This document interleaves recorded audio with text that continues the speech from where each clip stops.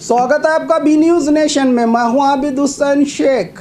आज़ादी का जश्न, 10 कैदियों की जेल से रिहाई। आज़ादी के 75वें अमृत महोत्सव के चलते बीजापुर दरगाह जेल से 10 कैदियों को इनके अच्छे बर्ताव के चलते आज रिहाई की गई, जिसमें शामिल हैं एक ही परिवार के बाप और 3 बेटों सहित 4 लोगों और बागलकोट जिला निवासी बसप्पा, सिद्धप्पा, अप्पू, मायप्पा, उमा, मुट्टप्पा नामी कैदियों को आज प्रमाण पत्र देकर जेल की 4 दीवारों से 75वें आज़ादी के जश्न के चलते आज़ादी देकर अच्छे नागरिक बनकर ज़िंदगी गुजारने की सलाह दी जेल सुपरिटेंडेंट IG मैगिरी ने।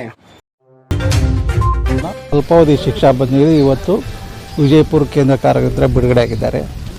ಅವರೆಲ್ಲ ಸಣ್ಣ ಪ್ರಮಾಣದ ಶಿಕ್ಷೆಗೆ ಒಳಗಾದವರು.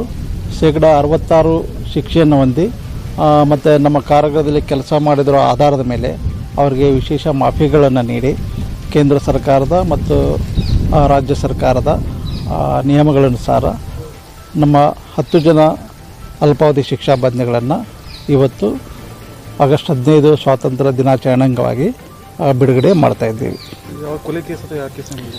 ಇವು ಕೊಲೆ ಕೇಸ್ಗಳಲ್ಲ, ಇವು ಸಣ್ಣ ಅಲ್ಪಾವಧಿ 2 ಮತ್ತು 3 ವರ್ಷಗಳ ಶಿಕ್ಷೆ. ಅಂದರೆ ಸಾಮಾನ್ಯವಾಗಿ ಈ ಜಗಳ, ಸೀಮೆ 307, 324 ಎಕ್ಸೈಸ್ ಕೇಸು, ಜಗಳದ ಕೇಸು, ಸರಾಯಿ ಕೇಸು, ಈ ಥರ 2 ರಿಂದ 3 ವರ್ಷದ ಸಣ್ಣ ಪ್ರಮಾಣದ ಶಿಕ್ಷೆಗಳು.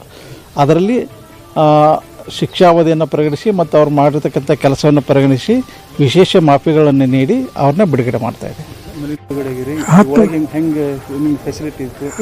ಮಂದಿ ಬಿಡುಗಡೆ ಆಗಿದೆ ಸರ್. ಒಳಗೆ ಚಲೋ ಫೆಸಿಲಿಟಿ ಇದೆ ಸರ್.